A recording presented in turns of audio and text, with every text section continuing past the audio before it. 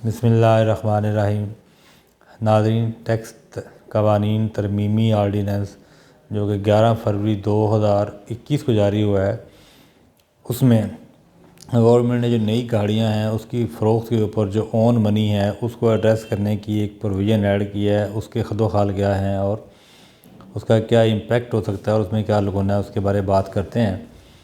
Provision है क्या?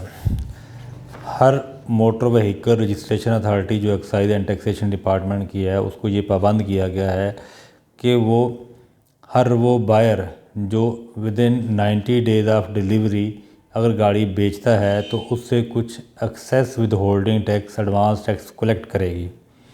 अच्छा, ये एडवांस टैक्स जो नॉर्मल रजिस्ट्रेशन के ऊपर आप पे कर रहे होते हैं या जो मैन्युफैक्चरर है गाड़ियों का, वो अपने देखा होगा इनवाइस के ऊपर चार्ज करता है अमाउंट, ये उससे ओवर एंड अबव होगी।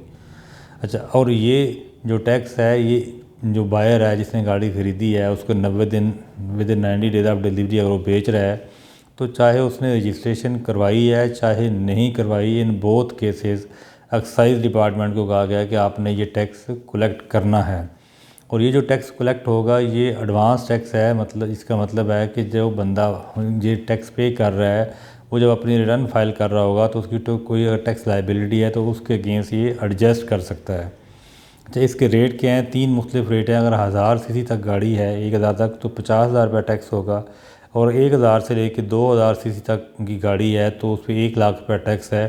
2000 या उससे ऊपर जो सीसी की गाड़ी है उसके ऊपर 2 लाख रुपया टैक्स, एडवांस टैक्स कलेक्ट होगा।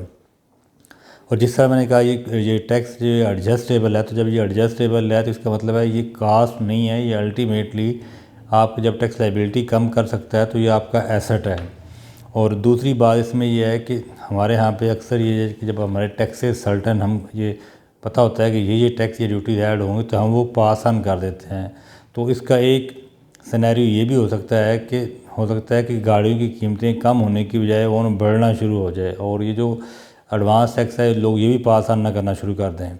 फिर इसमें एक जो चीज़ जिसकी क्लैरिफिकेशन चाहिए वो ये है कि आपने कहा कि with in 90 days of delivery, चाहे उसने रजिस्ट्रेशन करवानी है या नहीं करवानी है, एक्साइज डिपार्टमेंट जो है वो इससे टैक्स कलेक्ट करेगा। तो अगर जब रजिस्ट्रेशन हुई नहीं है तो जो बायर है जिसने गाड़ी बेच दी आगे, उसने तो excise department motor registration authority के पास जाना ही नहीं है। तो उससे टैक्स की रिकवरी जो है वो किस तरह से मुमकिन बनाई जा सकेगी, इस पे होपफुली डिपार्टमेंट को क्लैरिफिकेशन देगा या कोई मैकेनिज़्म बताएगा कि किस तरह से वो रिकवरी पॉसिबल की जाएगी। आइदर जो मैन्युफैक्चरिंग कंपनी है क्या उनको पाबंद किया जाएगा या किस तरह से इसका क्या तरीक़ेकार अपनाया जा सकता है। बहरहाल इस पर कोई मैकेनिज़्म अभी आएगा। इस तरह से ये जो तरमीमी आर्डिनेंस जब से आया हम अपनी वीडियोस बना रहे हैं, इसके ऊपर 2 टॉपिक अभी तक हमने कवर कर दिए हैं। तो इंशाल्लाह नेक्स्ट वीडियो में बाकी टॉपिक भी कवर करेंगे। थैंक यू, अल्लाह हाफ़िज़।